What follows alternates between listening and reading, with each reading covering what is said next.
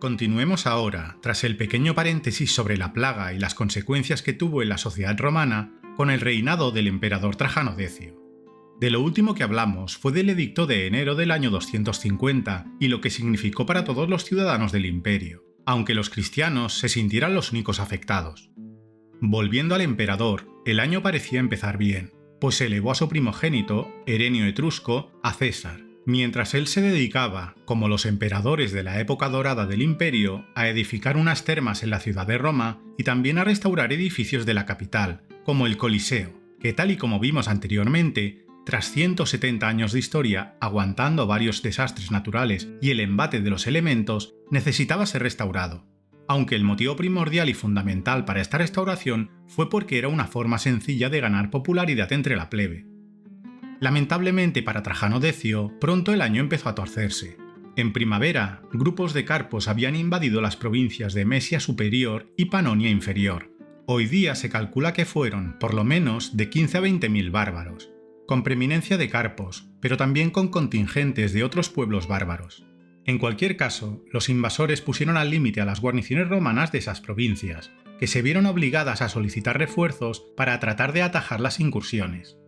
Esto tuvo el efecto de dejar desguarnecida la frontera del Bajo Danubio, donde estaban los godos, que aprovecharon ese momento para entrar a sangre y fuego en las provincias imperiales con las que colindaban. Lo hicieron divididos en dos columnas, una hacia el oeste, devastando sobre todo la zona fronteriza de la provincia de Mesia Inferior, y otra hacia Marcianópolis, bien al interior de la provincia romana. Las fuentes hablan de hasta 70.000 godos, pero hoy día se calcula que serían de alrededor de 45.000 entre las dos huestes. Hay que tener en cuenta que ni los invasores carpos ni los invasores godos eran pueblos homogéneos. En realidad estaban formados por la unión de muchos pueblos distintos, que se unían o separaban en función de las circunstancias. Como se ve en la imagen, cada horda bárbara estaba formada por muchos y muy distintos pueblos bárbaros, supeditados a la autoridad de los caudillos de la horda. Había incluso veteranos romanos que, por distintos motivos, habían terminado viviendo en el barbárico y que ahora luchaban entre las filas de los bárbaros. Los carpos fueron contenidos, mal que bien, por las tropas fronterizas convenientemente reforzadas. Por su parte, el recién nombrado gobernador Treboniano Galo, al frente de las dos legiones directamente bajo su mando, consiguió frenar y hacer frente, con cierto éxito, a los invasores godos, que eran comandados por el rey Niva, derrotándolos cerca de Novae, la actual Svistov, consiguiendo limitar sus asaltos y devastaciones, ganando con sus acciones el tiempo suficiente para que, al año siguiente, en 251, llegara el emperador en auxilio de las devastadas provincias. En la primavera del año 251, Trajano Decio, junto a su hijo y César Herenio Etrusco, llegó a Mesia Inferior, donde unió sus tropas con las de Treboniano Galo, formando un ejército de aproximadamente 45.000 hombres. Con esta fuerza, los romanos se enfrentaron con éxito a los godos, quienes sufrieron una importante derrota en Nicópolis, la actual Nikiup, en Bulgaria. Los romanos siguieron acosando a los godos, y pocos días después, en Ad-Istrum, una ciudad perdida en las cercanías de Nikiup, los romanos los volvieron a derrotar, obligándoles a abandonar el botín acumulado, además de rescatar a numerosos cautivos romanos que habían caído prisioneros de los godos. Al poco de llegar al teatro de operaciones, su hijo y César, Herenio Etrusco, fue elevado a coemperador por Trajano Decio. Como acabamos de ver, se tiende a considerar que los romanos vencieron en esos enfrentamientos. Sin embargo, esas victorias no debieron ser tan claras, además de tener un alto coste para las legiones. Así lo sugieren los hechos, pues los godos del rey Niva, aunque tocados, mantenían la capacidad ofensiva suficiente como para que las legiones al mando de Trajano Decio no pudieran evitar que continuaran depredando el territorio romano y adentrarse aún más en las provincias imperiales, pasando a Tracia, donde llegaron a la capital administrativa de esa provincia, Filipópolis, la actual Plovdiv, a la que pusieron bajo asedio. El emperador, consciente de la relevancia estratégica de esa ciudad, se vio obligado a dirigirse hacia allí para levantar el asedio godo. Pero no lo hizo a lo loco, tenía un plan. Separó al ejército en dos contingentes. Dejó a Treboniano Galo en el norte, con sus dos legiones, para bloquear cualquier intento de retirada enemiga hacia el Danubio, mientras él, Trajano Decio, marchaba hacia la ciudad asediada con el grueso del ejército. No parece un plan excesivamente complicado de ejecutar. pero sin que se sepa el motivo, las legiones al mando del emperador se movieron con desesperante lentitud. Por otro lado, el plan de rescate era desconocido por los asediados, que no tenían noticias del exterior y veían que el tiempo pasaba sin que nadie acudiese en su ayuda. Por lo que la guarnición de Filipópolis, temerosa ante la amenaza goda, proclamó a Julio Tito Prisco, el gobernador de Tracia y Macedonia y que se encontraba en la ciudad, como nuevo emperador. El usurpador negoció la entrega de la ciudad, esperando conseguir, es de suponer, que la entrada de los godos a la urbe fuera lo más pacífica posible.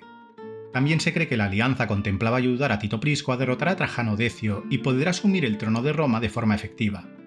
Sea como sea, los godos incumplieron lo pactado y entraron a la ciudad a sangre y fuego, masacrando a gran parte de la población y esclavizando a los supervivientes. Amiano Marcelino estima que alrededor de 100.000 personas fueron asesinadas o esclavizadas durante el pillaje de la ciudad. Tras el saqueo, Tito Prisco desapareció de la historia, así que lo más probable es que muriera durante el mismo.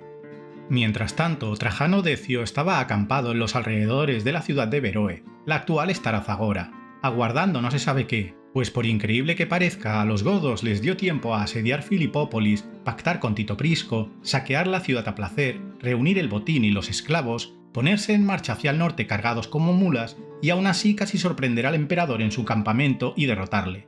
Probablemente el enfrentamiento no pasó de pequeñas escaramuzas, pues lo siguiente que sabemos es que el ejército romano pisaba los talones a los godos en su marcha hacia la frontera y que al cruzar la cordillera de los Balcanes se encontraron con las dos legiones de Treboniano Galo, quedando las fuerzas del rey Niba atrapadas entre dos ejércitos romanos. Pero sorpresivamente los godos consiguieron encontrar la forma de librarse de la pinza romana desviándose hacia el noreste, llegando hasta una zona pantanosa cerca del moderno valle del río Belilón, en el norte de la actual Bulgaria, y que en aquellos momentos se conocía como Abrito, donde quedaron en una posición desfavorable, pues adentrarse en los pantanos les condenaba a abandonar todo su botín, y muy probablemente gran parte de su armamento y alimentos. Y eso mientras los romanos podían vigilar su penosa marcha y esperarles por donde quisieran salir. Por suerte para ellos, Trajano Decio cometió su último y fatídico error de la campaña, un error que sería fatal para él, para su ejército y para el imperio. Podría haber esperado a que el hambre y los elementos obligaran a los godos a rendirse o morir, pero en algún momento de la persecución, su hijo Herenio Etrusco fue herido de gravedad y terminó muriendo. El emperador, cegado de rabia por la muerte de su hijo, quiso vengar por las armas tan funesto crimen. Como padre le honra, como gobernante le desacredita. Sin entrar en detalles pormenorizados, Trajano Decio marchó con las legiones al interior del pantano, derrotando a dos contingentes godos, mientras un tercero, viendo la debacle de sus correligionarios, se internaba en las ciénagas, donde las legiones, con el emperador al mando, les siguieron. El problema es que mientras que los godos usaban equipamiento ligero, las legiones romanas eran infantería pesada, usando corazas de hierro o cotas de malla, cascos y sus característicos escudos rectangulares. Así que conforme se adentraban en los cenagales, había menos terreno firme, por lo que las tornas cambiaron de signo, con muchos legionarios atrapados en el fango sin apenas poderse mover por el peso de su equipo y el agotamiento tras las luchas y la persecución. Los godos, al percatarse de esto, se envalentonaron y comenzaron a masacrar a los soldados romanos, que morían sin poder siquiera defenderse. El emperador, al ver cómo cambiaba la situación, envió mensajeros a Treboniano Galo para que acudiera en su auxilio, pero este le ignoró. Nunca se ha sabido el motivo. Según Zósimo, que no se puede obviar que escribió 200 años después de esta batalla, Treboniano Galo pactó con el rey Niba que sus legiones no intervendrían en la batalla. Esta explicación es bastante absurda. Primero, porque en ese caso habría dejado pasar sin más a los godos en vez de mantener el bloqueo de su ruta de escape. Pero es que, además, una vez los godos estaban en el pantano, la victoria romana no solo parecía clara, sino que lo era. Solo el ansia de venganza de Trajano Decio fue el causante de la desesperada situación en el pantano para él mismo y sus legiones.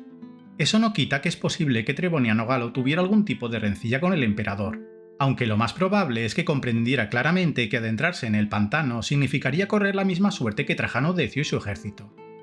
Sea como sea, no acudió en ayuda de su emperador, por lo que la batalla se convirtió en una masacre, prolongándose hasta la noche.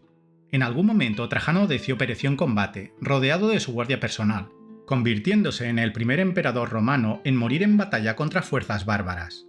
Esa misma noche, Treboniano Galo fue proclamado emperador por sus dos legiones. Al día siguiente negoció la paz con el rey Niba, y por las condiciones, los vencedores eran, sin ninguna duda, los godos, pues el nuevo emperador les permitía paso franco de vuelta a sus hogares, con el botín que habían conseguido durante sus correrías, pero también con los cautivos tomados en Filipópolis y el resto de zonas saqueadas. Además, el nuevo emperador les indemnizó muy generosamente para asegurarse de que los godos permanecerían tranquilos en su lado del Danubio, y se comprometió a pagar tributos anualmente.